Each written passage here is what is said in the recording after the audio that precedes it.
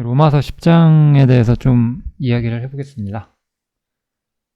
로마서 9장에서 이스라엘에 대한 이야기가 조금 나오기 시작을 했고, 특별히 이스라엘이 실패한 이유가 행위에 의지했다는 것이잖아요. 그래서 이 행위에 의지한다는 것, 이 율법에 대해서 로마서 10장은 조금 더 자세히 다뤄줘요. 율법과 행위, 은혜죠. 반대쪽은. 이게 좀 성경 전체적으로 우리가 생각을 해봐야 되는 게 뭐냐면은, 쓸데가 없으니까 다시 앞장으로 갈게요. 우리가 예수님의 이제 십자가의 죽으심과 이제 우리가 부활이 어떤 복음의 가장 핵심적인 내용이잖아요. 이 죽음과 부활이라는 내용은 동일해요. 이 죽음과 부활이라는 내용은 동일한데, 이게 세 군데에서 좀 다르게 설명을 하는 거예요. 그러니까 여러 관점이 있다는 거죠. 로마서 1장부터 5장까지는 이것을 이제 칭의와 관련시켜서 우리한테 이 죽음과 부활을 적용시켜주는 거고, 6장부터 8장은 우리의 어떤 성화라는 측면이죠.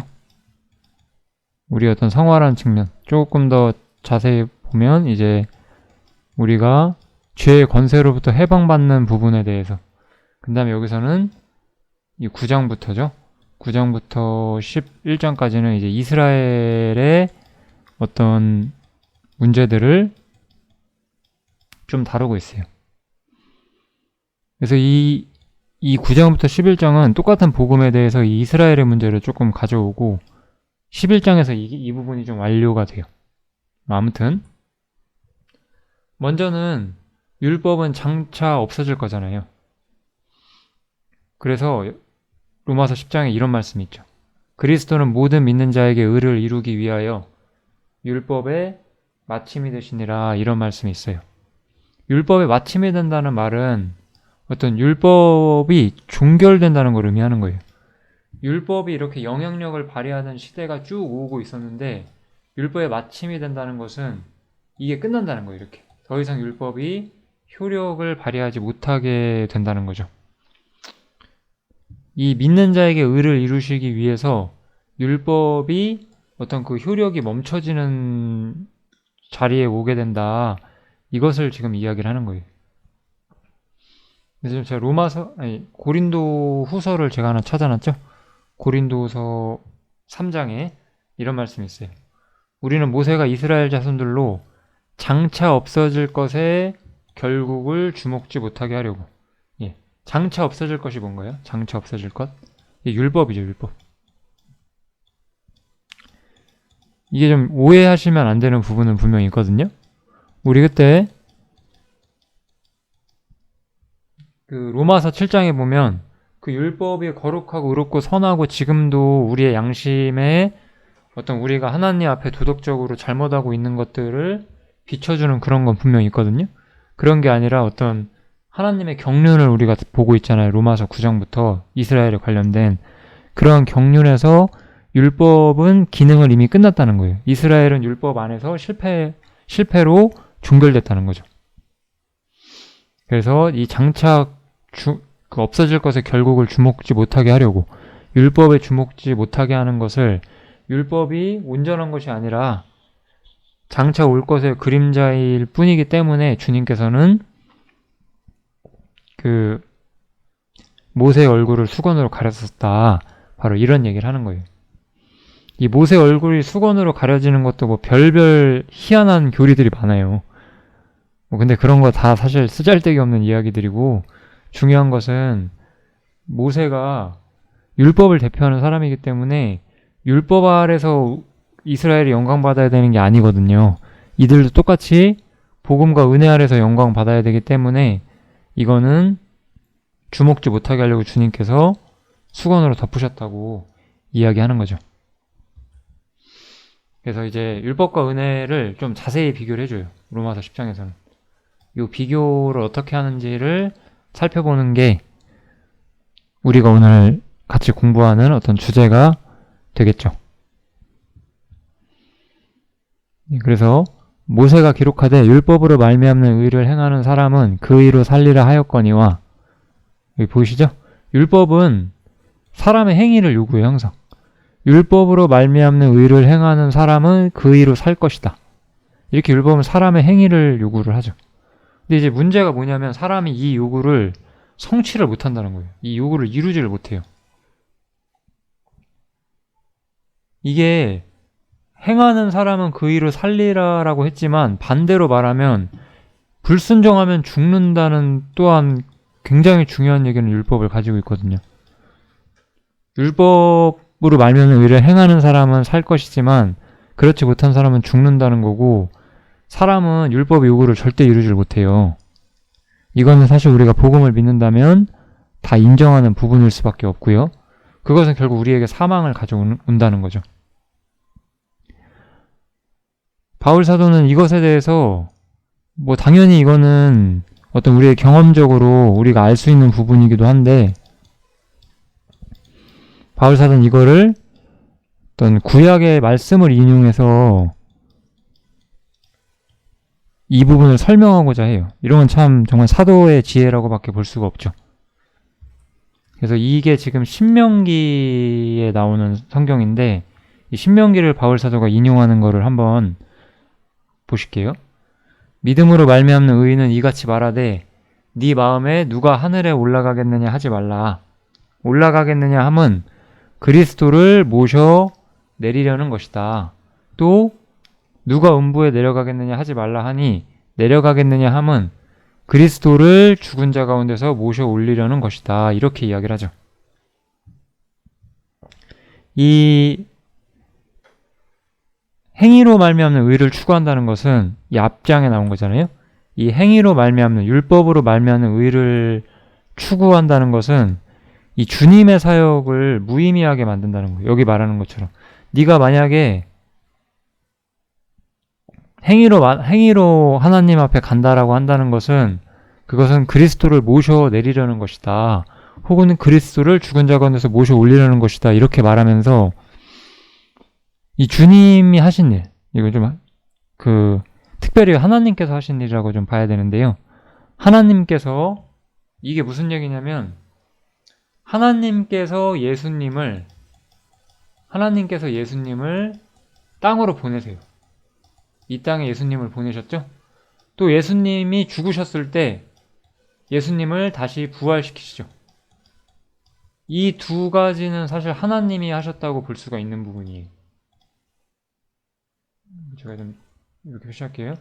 예수님을 땅으로 내리신 것과 예수님을 죽은 자 가운데서 부활시키시는 것, 이거는 사실 하나님께서만 하실 수 있는 일이잖아요. 이것을 바울 사도가 말을 하는 거예요. 우리가 만약에 행위로 어떻게 하겠다라고 하는 말은, 제가 뒤에 써놨나?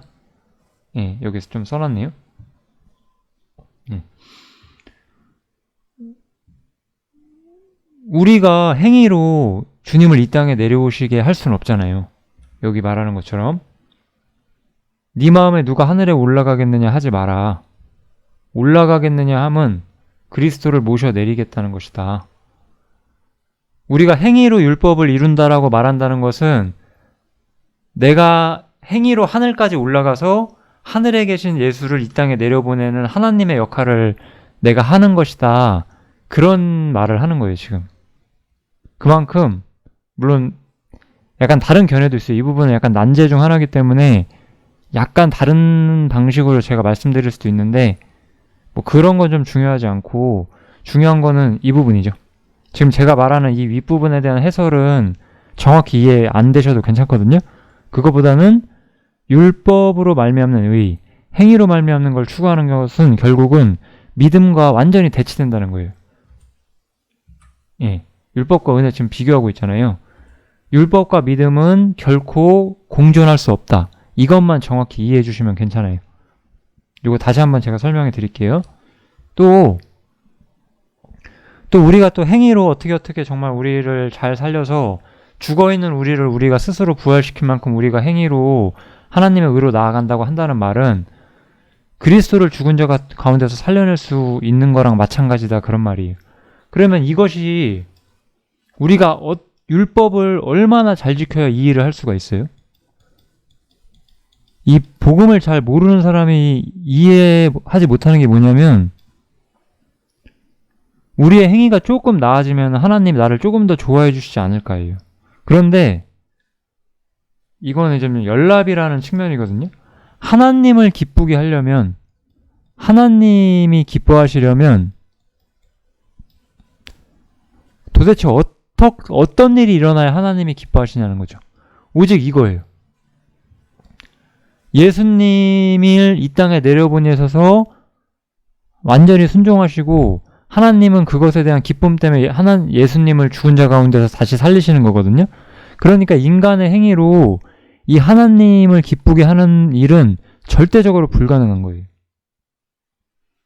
그러니까 율법의 행위와 믿음이 공존할 수 없다는 것을 바울사도는 어떻게 말하냐? 네가 얼마나 잘 산들 네가 하늘까지 올라가서 예수님을 내려보낼 수 있냐? 네가 얼마나 잘 산들 네가 죽은 자 가운데서 예수 그리스도를 다시 살려낼 수 있냐? 인간이 절대 할 수 없는 거거든요. 율법이란 건 그런 거예요. 사람이 가장 많이 오해하는 게 이 부분이에요. 내가 조금 잘하면 하나님과 내 사이가 조금 가까워지겠지라는 그런 생각이죠. 그렇지가 않아요. 하나님과 내 사이에는 그 무한한 거리차가 있어요. 절대로 인간의 행위로 가까워질 수 없고 오직 하나님의 기쁨이 되시는 어떤 예수님의 순종을 통해서만 오직 예수님만 하나님을 기쁘게 하실 수가 있는 거예요. 이 사역에 인간을 아무것도 관여할 수가 없거든요. 결론 이거죠. 우리를 위해서 죽은 주님께서 하나님께서 예수 그리스도를 이 땅에 보내셨고 또 죽은 자 가운데서 여기 제가 못하는 이유 살리신 분 죽은 자 가운데서 예수님을 살리신 분은 하나님 뿐이시잖아요. 이게 이 로마서 10장의 핵심이에요.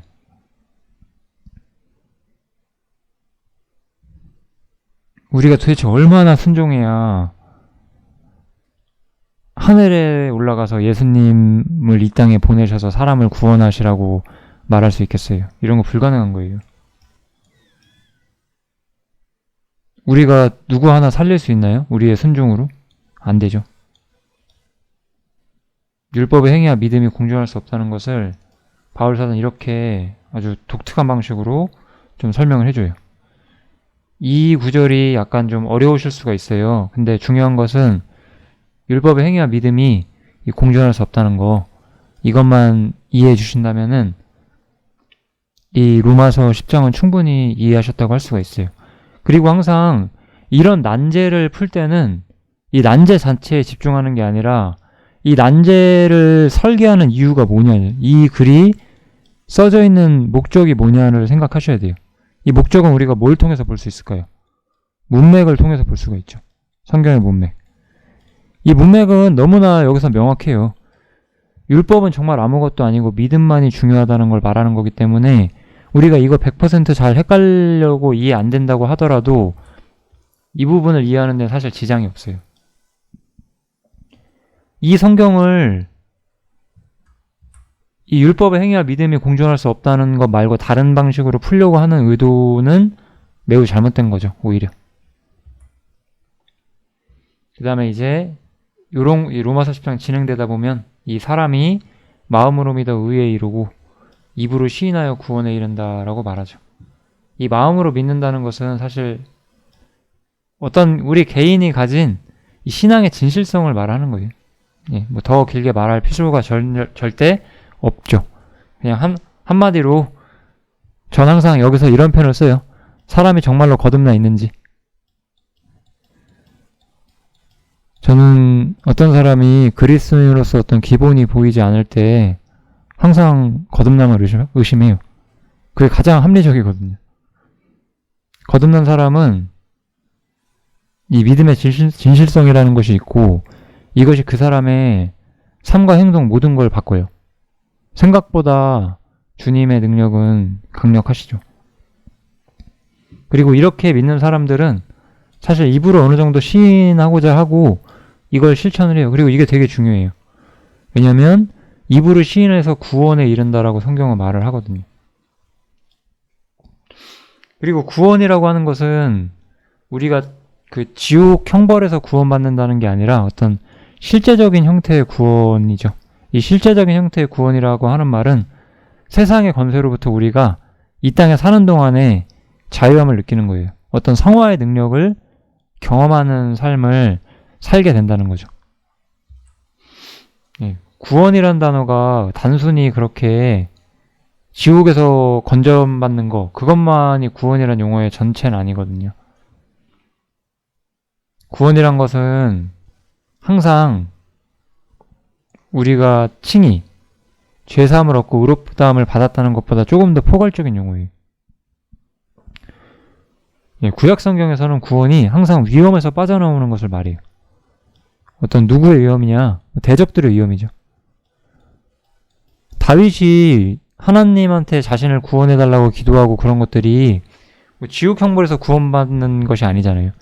자신을 함정에 빠뜨리고 자신에게 해를 끼치려고 했던 그런 사람들로부터 자신을 안전하게 지켜달라고 바울 사도가 기도할 때, 그때 항상 다윗이죠. 제가 바울이라고 했죠.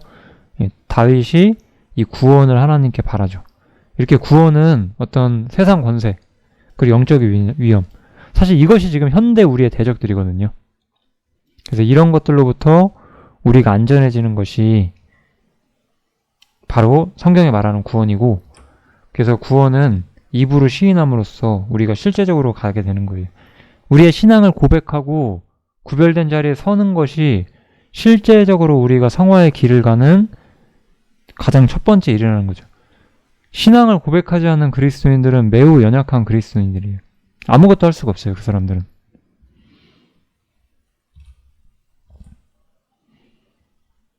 또 계속해서 믿음이 주어져. 이번엔 믿음의 길에 대해서 말하는데요. 여기서 믿음의 길이라 함은 어떤 방법을 말하는 거예요. 방법.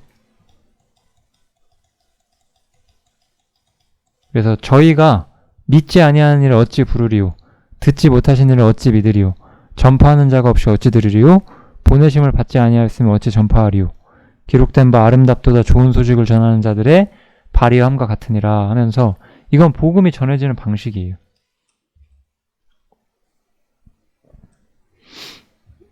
조금만 설명을 해볼까요? 이것도? 그냥 간단하게 말씀드리면, 듣지도 못한 일을 어찌 믿겠냐라고 말을 하는 거죠. 그럼 전파하는 자가 없으면 어찌 듣겠냐? 그럼 보내심을 받지 않았으면 어찌 전파하겠냐? 그럼 여기 보면 저희가 좀 정리를 해볼게요. 보내심이라는 게 있다는 거예요. 보내심. 이 보내심은 사실 일꾼을 말을 하는 거죠. 하나님께서 일꾼을 보내신다는 거예요. 말씀을 뿌릴 사역자들을 보내신다는 거죠. 우리 모두는 다 이 일꾼이 될 수 있어요. 저도 일꾼이고, 이걸 들으시는 분들 중에 믿음이 있으시면 전부 일꾼이라고 하실 수 있겠죠. 이런 측면에서는요. 이 일꾼이 말을 해요. 이 일꾼이 전파를 하겠죠. 이 일꾼이 전파를 할 거고요. 이렇게 일꾼이 전파를 하면 듣게 되겠죠. 그리고 듣게 되면 믿게 되겠죠. 이게 어떤 믿음의 방식이었다는 거예요. 그리고 이거는 구약에서도 그랬어요. 하나님께서는 자신의 말씀을 전할 일꾼을 보내고 그들이 전파하고 그걸 듣고 그걸 믿는 거. 이것이 항상 이 반대편에 서 있는 건 율법이잖아요. 이 율법보다 훨씬 더 올바른 하나님의 어떤 부르심의 방법이었어요. 그런데 그래서 여기서 바울 사도는 이런 말 하죠. 저희가 다 복음을 순종치 아니하였도다. 복음이 예수님이 죽으시고 부활하셨을 때 사실 그때서야 완전한 형태의 복음이 이 세상에 드러나게 되지만, 이미 구약 성경에서 선지자들을 통해서 전해지는 것도 어떤 원시적인 형태로 복음의 일종이었다라고 바울 사도는 이야기를 하는 거예요. 그래서 이사야가 말하는 것을 믿지 않았다는 거죠. 복음을 순종하지 않았다는 거예요. 이 원리에 따라서 구약 성경 이사야를 예를 들면 하나님께서 이사야 보내서 전파했죠. 들었죠? 믿어야 되겠죠. 근데 이들은 듣고 나서 믿지 않고 거절했다는 거예요. 이스라엘 민족들은. 그래서 복음을 순종치 아니했다라고 말하는 거죠. 지금도 마찬가지예요. 지금도 하나님께서는 일꾼들을 통해서 보내주시는 이 말씀, 복음을 통해서 그것을 듣고 믿는 것. 여기도 제가 듣고라는 것까지 하나 써줬으면 조금 더 좋을 것 같네요. 예. 듣고 믿는 것이 유일한 신앙의 입구예요. 뭐 기적을 체험하고 이런 거 없어요. 그런 걸로 절대 하나님 안 믿어줘요. 이건 바울 사도가 정한 하나님의 법이에요. 이게 바로 믿음의 법이에요. 믿음의 법. 누가 감히 하나님이 정하시고 구약에서부터 이어져 왔고 바울 사도가 확증한 이 믿음의 법 외에 다른 방식으로 자신이 하나님을 믿었다라고 감히 말할 수가 있겠어요. 절대 저는 그런 거 인정하지 않습니다. 당연한 거예요. 이런 것들은. 이 세상에 성경보다 앞서는 건 없거든요. 어떤 사람이 기적을 행한다고 해서 그 사람이 신앙이 있는 거 아니에요. 꿈에서 뭘 봤다. 정신 나간 소리죠. 사실은. 예수님께서 마태복음 7장에 보면 이런 말씀 하시죠. 어떤 사람들이 내가 당신의 이름으로 기적을 행했다. 근데 예수님께서 나는 너희 모른다. 이렇게 말씀하시잖아요. 그런 거 아무 필요 없고 오직 이 보내심 받고 전파하고 듣고 믿음으로 복음은 그렇게 전해지는 거예요. 이렇게 행위와 믿음을 정리하면서 믿음은 그냥 듣고 받아들이는 것 뿐이다 라고 성경은 저희한테 분명히 알려주고 있어요. 되게 중요하죠? 로마서는 이 복음에 정말 모든 기반을 다져주는 그런 말씀들이기 때문에 우리가 정말 많이 읽어봐야 됩니다. 예. 이렇게 믿음과 행위에 대한 어떤 바울 사도의 논리를 어느 정도 전개를 한 다음에 다시 이제 이스라엘의 문제로 돌아오죠. 그래서 이스라엘은 복음을 믿지 않았다는 거예요. 그렇지만 이 이스라엘에 대한 하나님의 자비는 끝나지 않았어요. 다시 시작될 거예요. 그래서 이 여전히 유효한 이스라엘에 대한 하나님의 자비. 그래서 이제 11장에서는 이스라엘의 회복을 성경에서 다루고 있어요. 이스라엘의 회복을 로마서 11장은 좀 다뤄주고 있어요. 그러니까 이스라엘은 반드시 회복돼요. 이스라엘이 회복된다는 것은 하나님이 교회에 관해서 계획하시고 있는 일과 이스라엘에 관해서 계획하시고 있는 일은 분리되어 있다는 걸 좀 중요하게 교훈을 해줘요. 많은 사람들은 이스라엘에 대한 말씀과 교회에 대한 말씀을 섞어서 오류에 빠져요. 이스라엘에 관한 것들은 이스라엘에게 성취될 것이고 교회에 관한 것들은 교회 안에서 이루어지게 될 거거든요.